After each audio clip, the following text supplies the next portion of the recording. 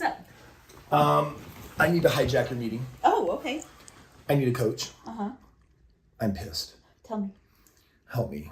I need to be in 3 different places at once right now. And Chaos of abundance, yes! yeah, What's going on? No, I'm melting down right now. Okay.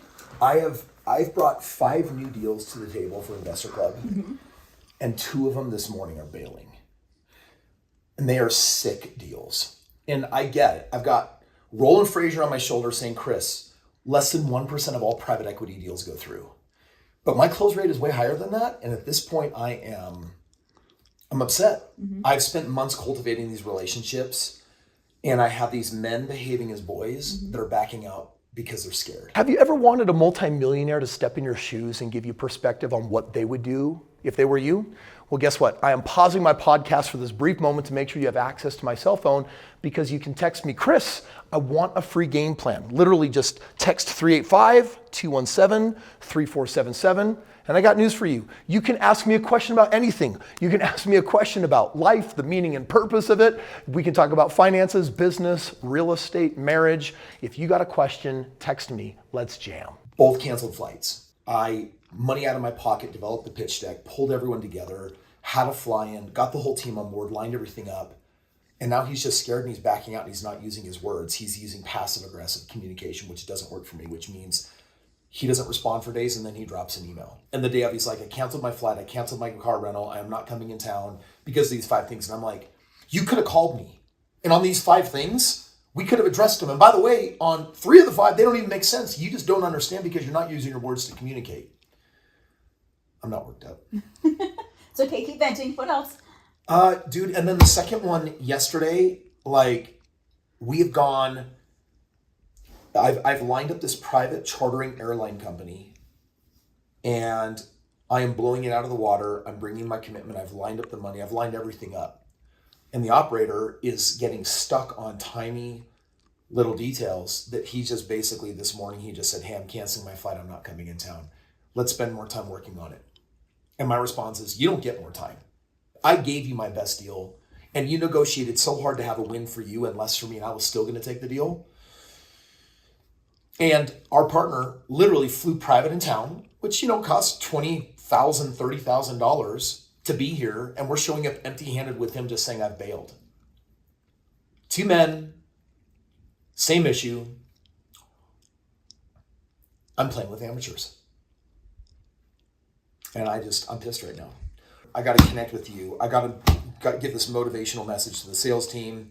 I have to figure out if I can salvage any one of these deals, and it really F's with my entire investment club plan that starts tonight. Is there more? No. Did you press all the buttons? Is the entire crock pot vented? Yeah. Okay, deep breath. I was once a child. I'm behaving like one right now. And you know what? There's still a little inner child that gets to behave like that because that's appropriate for a minute. And as soon as it stops being appropriate, that gets to end. I have pulled out all the stops. You have. And guess what? You're Kris freaking Krohn. Yeah, I know it feels heavy sometimes because that's what you've made it. And you've made yourself to lift stuff like this every single day. This is just your next big success story, and you know it. I know. I'm just like right now, I'm just really pissed at these 2 guys. Because they think that the deal is still salvageable. And for me, I'm like, you don't get more of my time. Like, if we couldn't arrive at a winnable there, I'm out. Because, by the way, when the moment showed, when I brought the money, the capital, the investors, when I brought the resources, when I put it all together and I built a plan when you had none, and now you're bailing, go back to small. Oh, they've got great opportunities, but I'm bringing too big of a game. Okay, so that's where I'm at. Okay, so what do you need in the next 30 seconds? Just coach me, Marianne. Okay. Deep breath in. Do you remember this morning when we were lifting? Yeah. And you were talking to one of the guys, I think it was Ryan, and you said you need to see 9 and 10. Right now you can only see 8. Yeah. Right now, Kris, you're only seeing 8. And that's what's frustrating you because you're arguing with reality. You need to see 9 and 10. What's the 10th set for you this week? I'm raising my standards. Does that come with heavy lifting? Yeah. Does it come with stretching? Yeah. Does it come with tearing muscle? 100%. Does it come with tearing business muscle? Oh, yeah. Why? That's how we get stronger. Yes, exactly. Yeah. What happened the last time you stretched? What happened the last time you raised your standards? We got bigger. We did. By how much? A lot. Yeah. So why is this perfect? Because I need to change my standards, and I need to cultivate twice as many opportunities, and I need to assume that people that are going to choose weakness in the end, or that I'm just not the right fit for them, I need to cultivate enough opportunity so that people have the right to bail, and I can say good luck and be okay with it. And you get to feel okay with it. I'm frustrated right now because I assume these deals were locked down. Mm-hmm. And I don't have backups in place, and that's on me.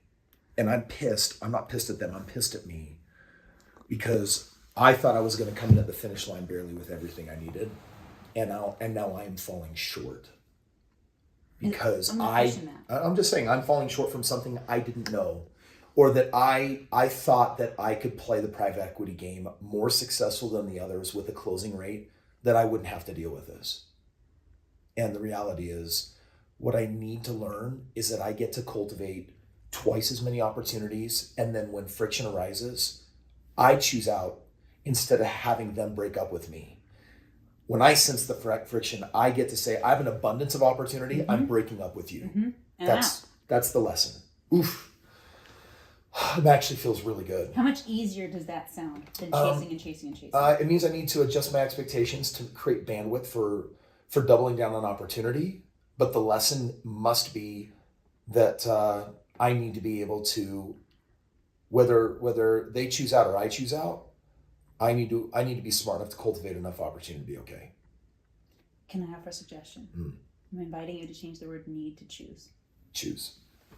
Try it again with choose. I choose to cultivate double the opportunities so that I have the right and luxury to choose out of relationships. And if they choose out because there's too much friction, then I'm okay. Mm-hmm. It feels great. I love it when people self-eject. Yes, because on Saturday, the same thing happened with someone I've been spinning up for 3 months, and they can't even get to a meeting brought to the table. And on that one, my wife said, why would you do that to yourself? Why would you put them in your life? And I thought, you know what? You're right. I'm out. And it was liberating. Yeah. All right. Okay, now I just need to clear the juju and get back to work. Mm-hmm.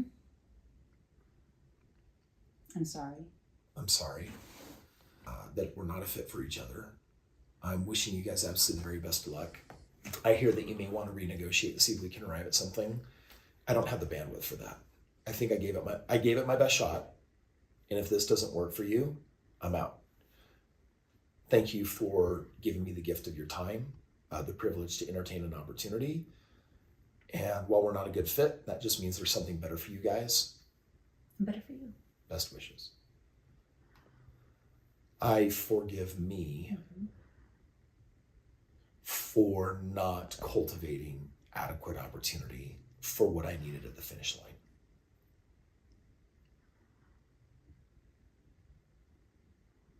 I'm going to add another icing on the cake. I love that there's so much opportunity in this world that we can get all the way down to the end of nearly closing a deal and back up because it's just not perfect enough. And that's what makes it such an amazing and awful game to play, because my old interpretation is that to bring something that close to the finish line and not get the satisfaction of completion and closure used to be frustrating. And from this moment moving forward, I'm the one that can bring something all the way down to the bottom of the ninth, and I can pull out if that's the right thing to do. Perfect. Yes. And both parties get the right to do that. And I cultivate easily and effortlessly enough opportunity that I reserve the right to always pull out before last minute. And that's perfect. I love that.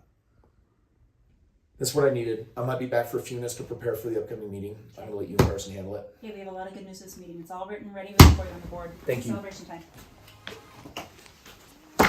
I got this. That's right.